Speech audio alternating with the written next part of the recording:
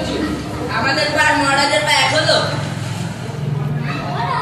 আপনি যদি ঘরে থাকেন বন্ধ আমার ঘরে বন্দি করবে, তাহলে রাজ্য চালাবে কে শুনি? মহারাজ, আমার একটা প্রশ্ন আছে। আবার কিসের প্রশ্ন বলো শুনি? মহারাজ, যদি আপনার পায়ে ধুলা না লাগে তাহলে আমরা আপনার চরণ ধুলি পাবো কি করে? বন্ধু বলনি পণ্ডিত, তাহলে তোমার জন্য এক মুঠো ধুলো তুলেই রাখবো, বাকি ধুলে তো বিদায় করো। তোমরা সব বসে বসে বেতন নাও, কাজেই যদি না লাগো তাহলে তোমাদের খুশি কি লাভ আমার? মহারাজ, চেষ্টার কোনো ত্রুটি করছে না, কিন্তু ওটা মাথায় আসছে না। বাহ, মাথা আছে কিন্তু উপায় নেই। যখন উপায় নেই তখন বেতন নেই। যত সব অকর্মণের দল।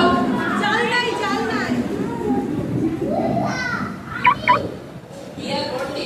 তোমার ওই মোটা করতে উপায় দেখা আছে, দেখো না?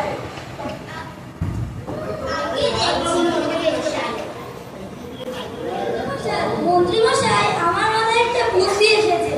যদি লক্ষাধিক ঝাঁটা আনানোর ব্যবস্থা করে সারা রাজ্যের ধুলা পরিষ্কার করে দেওয়া হয়, তাহলে আর মহারাজের পায়ে ধুলো লাগবে না।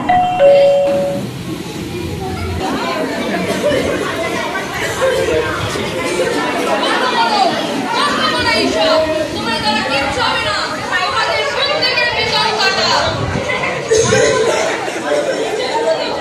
জল দাও, ধুলোটা বন্ধ করো।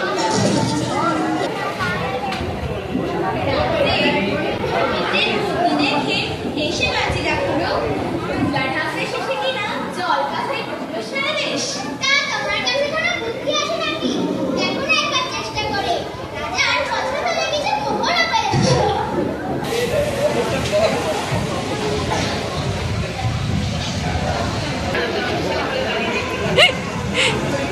মহারাজ, আমি গবেষণা করে বুঝলাম যে এই সারা পৃথিবীটাকে যদি চামড়া দিয়ে ঢেকে দেওয়া যায় তাহলে আর আপনার গায়ে ধুলো লাগবে না।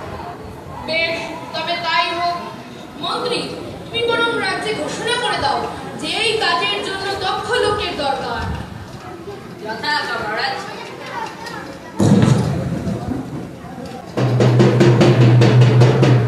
শোনো, শোনো, শোনো।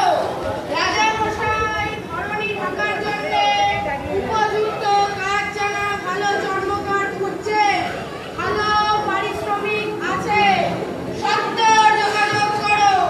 সবাই শোনো,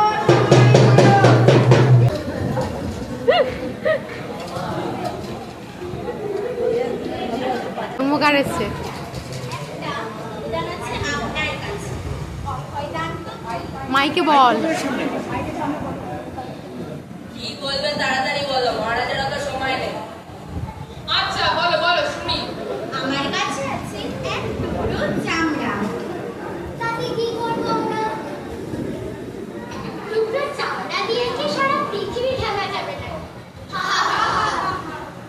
আগে না না মহারাজ, এই এক টুকরো চামড়া দিয়ে যদি আপনার চরণ দুটি ঢাকা যায় তবে গোটা রাজ্যের চামড়া দিয়ে ঢাকতে হবে।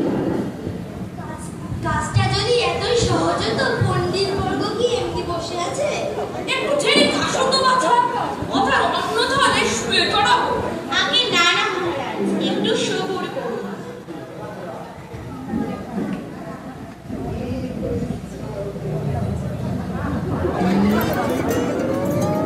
বাবারে,